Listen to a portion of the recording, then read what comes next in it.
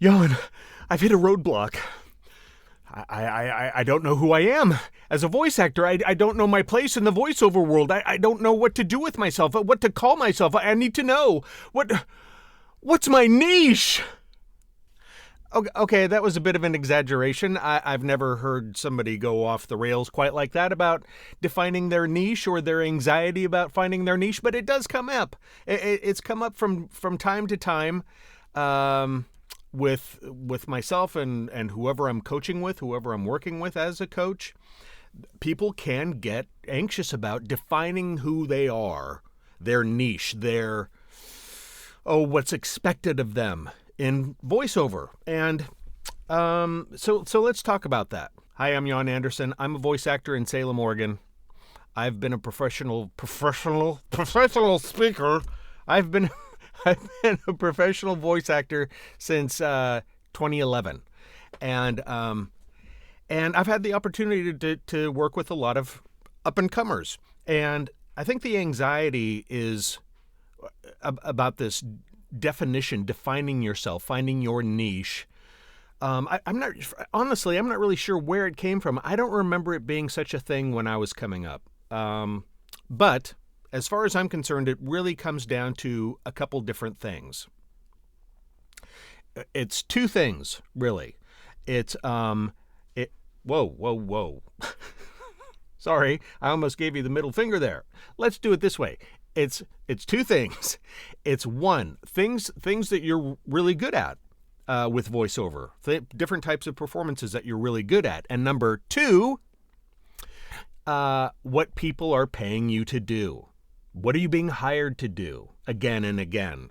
These things heavily define your niche, if you need to be defined that way. Now, there is a third thing, two things plus one, and that is what do you really enjoy doing? Okay? Now, there are plenty of circumstances where you can be really good at something and people are coming back to you again and again and paying you to do that work, but maybe you don't really enjoy it. For instance, on a personal note, I'm fortunate enough to be hired to do a lot of car dealer spots, and a lot of them there are too many words in the script, and they can be a pain to crank up the speed and still be, understandable so that you can speak clearly enough at such a high rate of speed, and then still need to use time compression tools in your DAW to squeeze it into 15 seconds or 30 seconds because there's so many words. Obviously I try to work with people to see if sometimes they can trim the copy down, but sometimes that's just the way they want it. I don't know why they like that sound. I don't. But sure, I'm happy to do it for them. But it's not my favorite kind of work. But yeah, I'm happy to be hired. So there are those two things. But if you can add a certain high level of enjoyment for doing things, hey, then that's even better. For instance, I love doing character work for animation and video games and things like that. I don't get to do nearly enough of it, probably because I don't market heavily to that world. It's something I need to work on. Okay, but so where did I want to go with this? The thought that you coming out of the gate as a new voice actor, needing to define your niche now, I don't think that's something that should really bother you at all. I don't think you should need to worry about that, because in many times the market is going to tell you what your niche is, or it's part of the discovery of who you are as an actor, and that will change throughout your career, and you don't have to define yourself by one niche. You can have many. There are some that have one primary niche. For instance, I know a lot of audiobook narrators. That's what they do. Rarely do they stray out from the lane that they've chosen for themselves. They got into voiceover to be an audiobook narrator, and that's pretty much where they've stayed. I also know some actors that do pretty much just character work for animation, cartoons, kids shows, and video games. That's what they do. But so they have a very well-defined niche, pretty much right out of the box. That's where they went. They went at it with tenacity, and that they were driven to do that. That's their niche. On the flip side, there are people like me. I love all kinds of voiceover work. And it keeps changing what I'm being hired to do. You know, some years, I mean, it really fluctuates from year to year, or it can. I like to do a number of things. I'm pretty good at a number of different things, and I keep being hired to do a number of different things. And as a sort of a philosophy for my business, you've heard me say this before. If you've seen many of my videos, I cast a wide net.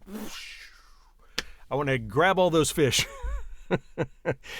for work, and I don't really care. I enjoy it all. I like the diversity. I like not really knowing from day to day what exactly is going to come my way work-wise. I love that. It can be surprising, and so I like that. Okay, so what you're good at, what you're being hired to do a lot, and hopefully what you really love to do. Those are the defining factors of your niche. But you know what? The people who are hiring you are never going to ask you what your niche is. Oh, I'm considering you hiring you for this voiceover job, and I think you'd be perfect for it. I loved your audition, but I need to know, what's your niche? Nobody cares. Outside of the voiceover community, or a certain rather small section of the voiceover community, nobody cares. Here's what people care about. Here's what people who are hiring voice actors care about. They care about your performance. They don't care if you define yourself as a particular type of actor.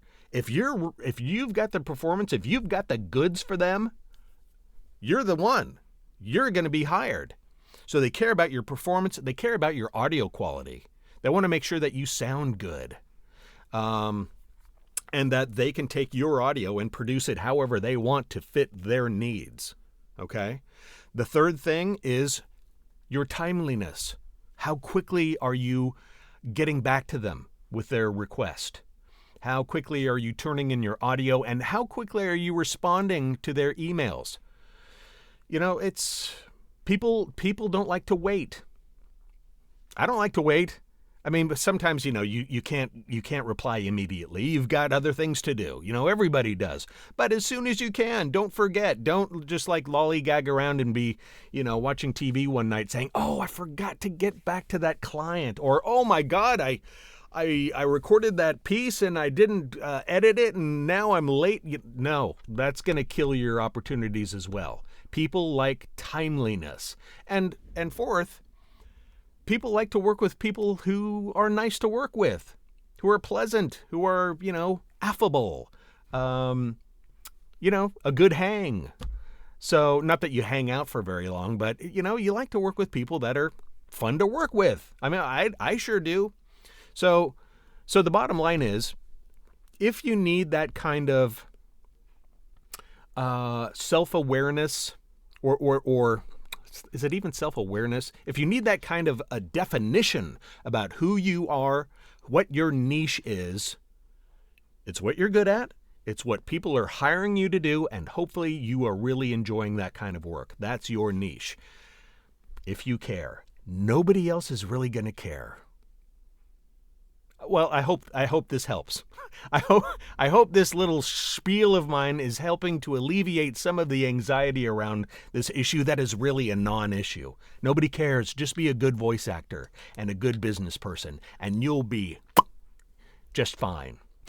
Okay? Well, listen, I hope you've enjoyed this video.